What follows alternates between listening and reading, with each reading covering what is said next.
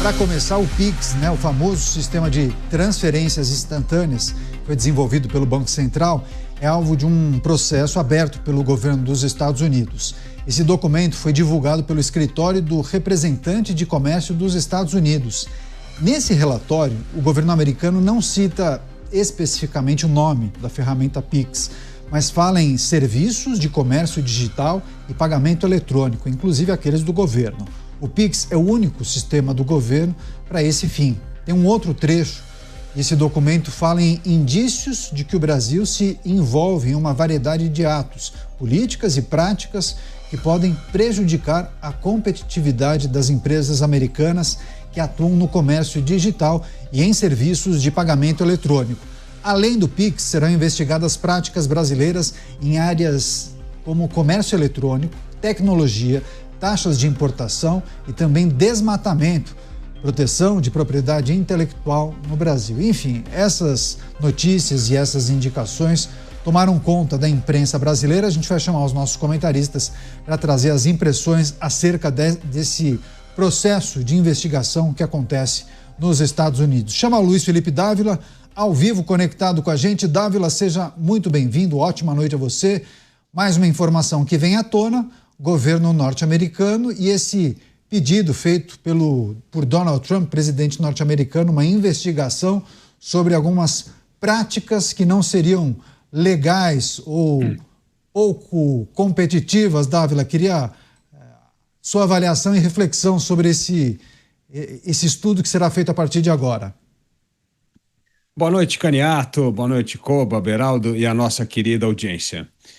Caniato, a gente poderia chamar este decreto como uma espécie de salada Donald Trump. Tem tanto ingrediente, mistura tanta coisa esquisita, que só mesmo entendendo como uma salada. Porque tem desde coisas muito pertinentes, por exemplo, altas tarifas cobradas de produtos importados, questão de propriedade intelectual, com coisas nada a ver. O Pix é um sucesso fantástico que vem sendo, inclusive, copiado no resto do mundo, e isso entra aí na mesma coisa que a 25 de março, que desmatamento, não faz o menor sentido. Na verdade, isso mostra o amadorismo do governo americano, o governo populista que vai reunindo coisas sem nenhum critério, sem nenhum peso dos devidos problemas que possam ser melhorados, principalmente a relação comercial Brasil-Estados Unidos, misturando com coisas que não têm absolutamente nada a ver, como é o caso do Pix. Isso mostra este governo temperamental, desnorteado e movido pela verve populista. Por isso, é difícil negociar com alguém que dá tiro para todo lado. É o governo da salada e do franco atirador. Pois é, olha só quem está com a gente, o Nelson Kobayashi. Vou até vir aqui para a nossa câmera geral, mostrar o estúdio de Os Pingos nos Is. Koba, seja muito bem-vindo, uma ótima noite a você. Nós estamos a cada dia trazendo novas informações e ingredientes que podem ajudar nós entendermos o anúncio de Donald Trump, aquela taxação de 50% sobre os produtos brasileiros. Essa investigação sobre o Pix pode ter a ver com a possibilidade dessas empresas que administram cartões de crédito terem perdido uma parte do mercado aqui no Brasil? As duas principais, a Mastercard e a Visa, foram fundadas nos Estados Unidos. Dá para utilizar esse componente para fazer a reflexão acerca desse estudo? Bem-vindo. Primeiro, boa noite, Caniato, boa noite ao Beraldo, boa noite ao Dávila, a toda a audiência aqui dos Pingos nos Is. É sempre um prazer estar aqui com vocês. Em relação a esse tema, Caniato, não tem a ver com nenhuma empresa americana. Aliás, pouco tem a ver todos esses argumentos que estão sendo utilizados pelo presidente americano Donald Trump. Eu diria até que não tem muito a ver nem o Bolsonaro, nem a Suprema Corte brasileira. O que tem a ver mesmo é a relação do Brasil com o bloco dos BRICS, com os discursos do presidente Lula, reiterados discursos ao longo do seu terceiro mandato contra a hegemonia do dólar, a utilização da moeda americana, a proximidade do Brasil com os países do bloco dos BRICS, em especial com a China, e agora todos esses argumentos são utilizados convenientemente pelo presidente americano nesta sua a taxação ao Brasil. O que o presidente americano quer é, de fato, manter o Brasil neutro ou equidistante entre Estados Unidos e China minimamente. É essa a intenção do presidente americano. O presidente dos Estados Unidos só se preocupa com os Estados Unidos e ele utiliza o argumento que for necessário para fazer valer as suas intenções. Nesse caso, está usando, convenientemente, Bolsonaro e STF. A questão é que aqui no Brasil, muitos não podem admitir que Bolsonaro está sendo usado por Trump, porque senão perdem o argumento do alinhamento histórico, da amizade entre Bolsonaro e Trump, que é também há muito tempo invocado pelos aliados do ex-presidente Jair Bolsonaro. Mas certamente o que o presidente americano puder utilizar em relação às suas intenções vai utilizar, e agora essa é só mais uma de várias outras frentes que ele está se valendo. Essa, inclusive, é uma técnica antiga de grandes negociadores, né? Chamar o Cristiano Beraldo para trazer também suas impressões. Beraldo, seja bem-vindo, uma ótima noite a você. Beraldo, que já negociou com muita gente, de línguas muito diferentes, né, Beraldo? De continentes distintos, e grandes negociadores não necessariamente revelam qual é o seu objetivo, mas se utilizam de alguma coisa que aparece, se apega àquela pauta, àquela justificativa e defende com unhas e dentes. Só que, na verdade, o objetivo é outro, né? Muitos não conseguem matar na primeira. Enfim, queria que você discorresse sobre essa notícia que foi amplamente divulgada, essa investigação, inclusive do sistema de pagamentos PIX. De que maneira isso pode também ter motivado algum tipo de ação dos Estados Unidos, até o anúncio de taxação, enfim, alguns ingredientes para o seu comentário. Pois é, um ambiente muito desafiador, Caniato. Boa noite a você, boa noite ao Dávila, boa noite ao nosso samurai da Jovem Pan, Nelson Kobayashi, sempre um prazer estar aqui na bancada com ele. Boa noite à audiência que prestigia diariamente os Pingos nos Is. Caniato, nada é por acaso. O Dávila tem uma visão de que o governo americano está batendo cabeça, enfim, misturando assuntos, mas eu tenho dificuldade em imaginar que haja esse tipo de amadorismo por parte do mercado, do governo americano. O governo americano sabe exatamente o que quer, sabe onde quer chegar, e está colocando esses argumentos, às vezes de forma misturada, confusa, mas há ali um fio condutor. Talvez nós não tenhamos tido ainda a clareza sobre qual é o fio que conecta todos esses pontos. Mas esse fio existe, eu tenho bastante segurança em relação a isso. Nós podemos observar, por exemplo, o que foi falado sobre essa parte de produtos falsificados, contrabandeados, história da 25 de março, que o governo brasileiro veio ironizar, dizer que a maior potência do mundo. Aliás, o governo brasileiro não coloca como a maior potência do mundo, né? Uma das duas maiores potências do mundo está preocupado com a 25 de março. Porque só um governo que não tem vergonha na cara não se preocupa com um ambiente em que produtos são vendidos, e essa é a acusação dos Estados Unidos, enfim, isso precisa ser profundamente investigado, apurado, e os responsáveis deveriam ser punidos, se for confirmada, a negociação de produtos falsificados, ou seja, não se falsifica produto feito aqui, o que se falsifica são produtos importados, boa parte deles são marcas que pertencem a empresas norte-americanas. Esse ambiente é um ambiente onde não se paga imposto e o governo faz vista grossa. Então, quer se impor agora a lei de reciprocidade. Se é oficial, se é original, se vem dos Estados Unidos, onde não tem trabalho escravo, onde se cumpre leis trabalhistas que são claramente estabelecidas, onde não há problema de desemprego, onde a economia funciona, as pessoas têm liberdade. Se vem dos Estados Unidos, vamos aplicar também 50% de tarifa. Mas se é contrabandeado, se é mutreta, não, deixa a mutreta acontecer. E aí eu trago aqui mais uma vez o exemplo que eu venho utilizando. Mais da metade do cigarro consumido no Brasil é contrabandeado do Paraguai. Ora, como é que pode o governo simplesmente não impedir o contrabando? Sabe-se a origem, sabe-se de onde vem. O Brasil é um país muito maior e mais poderoso que o Paraguai, poderia impor condições e exigir iniciativas do governo paraguai para cessar esse absurdo. Só essa festa do cigarro contrabandeado, o governo federal deixa de arrecadar 20 bilhões de reais por ano. 20 bilhões de reais. E aí quer enfiar mais imposto na nossa goela, meter a mão no nosso bolso cada vez mais fundo para financiar os seus absurdos, o seu desequilíbrio de contas. Agora, não faz o trabalho que deve fazer. Ninguém é bobo. Ninguém está olhando para a situação do Brasil e achando que está tudo bem. São só os maluquinhos lá do Brasil que permitem que toneladas de cocaína atravessem o país inteiro, sendo que é obrigação da Polícia Rodoviária Federal e da Polícia Federal vigiarem as nossas fronteiras e as nossas estradas, mas não recebem o investimento necessário para fazerem isso. E aí essa cocaína depois sai pelos portos brasileiros, vai até de submarino, feito no fundo do quintal, para os Estados Unidos, atrapalhar os Estados Unidos na questão do tráfico ilegal de drogas. Então há inúmeros problemas. O Brasil causa inúmeros problemas para os brasileiros e para o mundo. Os Estados Unidos têm todo o direito de reagir. Essa questão do PIX, por exemplo, sistema de pagamentos, quer dizer, um sistema governamental, quer dizer, o governo brasileiro está impondo esse sistema de pagamentos.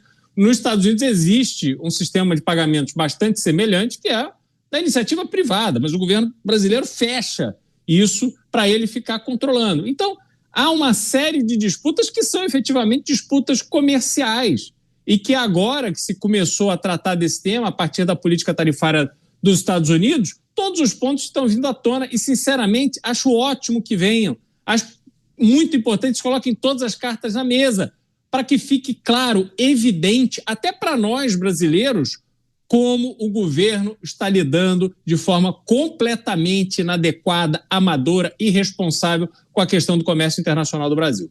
Pois é, inclusive tem um trecho do documento que trata dessas práticas anticompetitivas que diz o seguinte, vou abrir aspas, o Brasil adota uma série de atos, políticas e práticas que aparentemente negam proteção e aplicação adequadas e eficazes aos direitos de propriedade intelectual. Por exemplo, o país não conseguiu combater de forma eficiente a importação, distribuição, venda e uso generalizados de produtos falsificados, consoles de videogame modificados, dispositivos de streaming ilícitos e outros dispositivos de violação, fecho aspas, quando trata principalmente dos pontos de venda na 25 de março que vendem muitos produtos norte-americanos falsificados.